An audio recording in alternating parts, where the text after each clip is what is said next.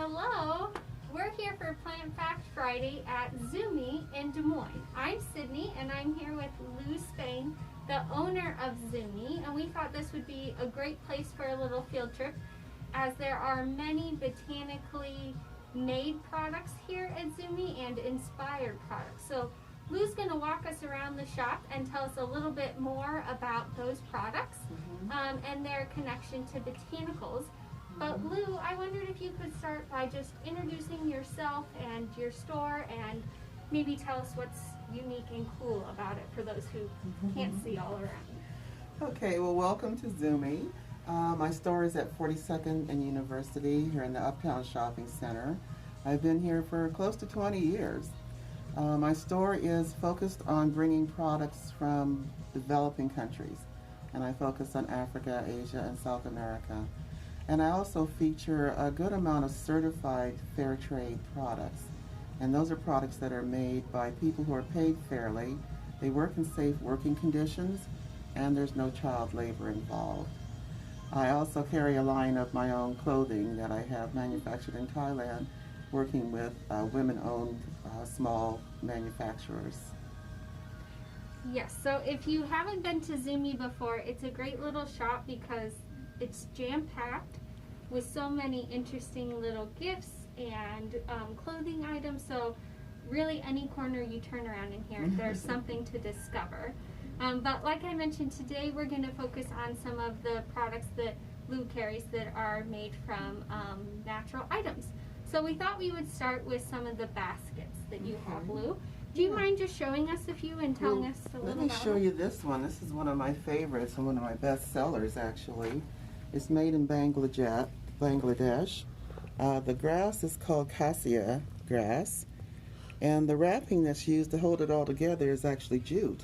Oh, beautiful. It's also a fair trade product from Bangladesh. So that's one kind of basket. Then we get into some finer woven baskets like this one from Senegal, and they use cattail stalks to wrap, and then the designs are done with dyed raffia to make a very pretty kind of thing. This is also a fair trade product. It's from Senegal. Okay, and as you can see, if you want to take a look, there's a lot of different kinds of baskets, different colors, different materials used to make them, different levels of fineness in terms of how they're woven. And then I've even got one that's just fabric on wire. This is cotton fabric. These are recycled saris. And most of your baskets, it sounds like, come from either Africa or Asian countries. Yeah, I don't really have a lot of baskets from South America. I don't see that too much. Some interesting things about these baskets that I was learning. I have a few at home actually from some of my own travels, but it was great. This prompted me to Google and learn some more. But it seems that the basket materials really vary by region and what products are available. So depending on where you are in Asia or Africa, on different sides of a continent or a country, you might use a different product like raffia and palm leaves, or you might use banana stalks or different types of grasses. And then again, these baskets, although they're very beautiful, and we use them a lot just for decor here in the US, where they originate from, they're often used for specific purposes like food preparation or winnowing grains or things like that. So I found that to be all really interesting. Yeah. And nothing goes to waste. They use everything, you know, in one way or another. Even some of the things that I showed you here are wrapped with recycled plastic as opposed to a botanical. So they're doing as much as they can to recycle and reuse. Yeah, and the bright colors that you saw on some of those are from a lot of botanically natural dyes. So they might come from petals of flowers or bark, different things like that, leaves even. So really a great diversity in those baskets, how they're made, what products are used. And Lou has a great selection. Lou, do you mind telling us a little bit about your indigo dye products? Okay, so I have a couple of things. I do have some pillowcases, but I'll just show you this. This is from Mali, The fabric is a very coarse, heavy woven cotton material. It's used to make what we call mud cloth, and I'll show you a little bit of that in a moment.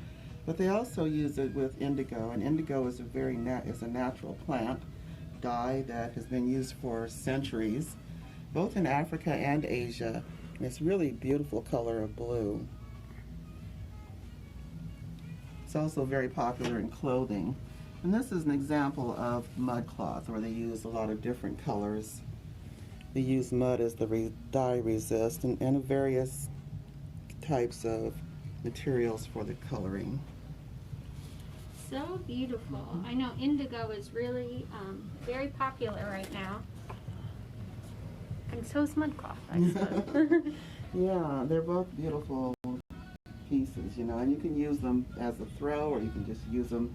I've even put one on the floor as a throw rug, and put a slip resist underneath it. Yeah. Yeah, that was really nice. Was learning that mud cloth is often made from cotton, so a pretty strong fiber. Yeah. And it's a very coarse, heavy fiber too, cotton too. So Lou also has a variety of wood kind of food serving or food trays, and just some really nice display items. So Lou, do you mind telling us about your wood collection over here in this corner? Yeah, these are a few things. I have some puzzle boxes. If we have time, I'll show you that too. There's 3 different kinds of wood here. This first one is called acacia wood. It's very sustainable, and it comes in a huge variety of different grains, but this one is a very fine grained wood, and it's very sustainable. The acacia tree can get to 30 feet within like 5 years. Very quick growing. These are made of olive wood. A lot of it from the Middle East, but also a lot grown in sub-Saharan Africa. And this one is a mango wood bowl actually from the mango tree. It's also very sustainable. The mango tree tends to mature within about 15 to 20 years, and it stops producing good fruit, so they can harvest the wood and use it for a variety of things, anything with furniture to flooring to dishes, serving dishes. Awesome. I did bring over some of the puzzle boxes. I was eyeing those. Yeah, those are mango wood. These are mango wood also. And they make cute little gift items. Like this is a puzzle box. You pull up the little container is inside.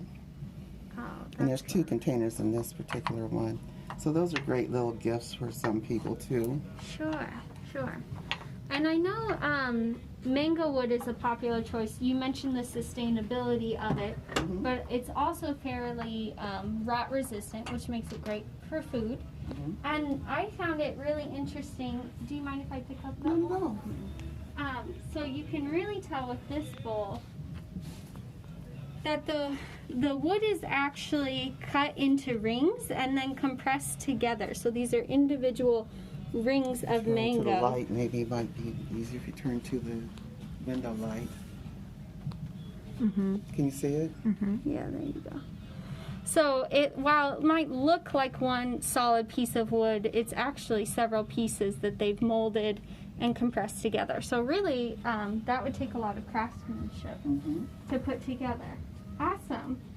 Well, Lou, thanks so much for showing us around your shop. Thank you. I appreciate it. We only saw a small glimpse of all the things in here.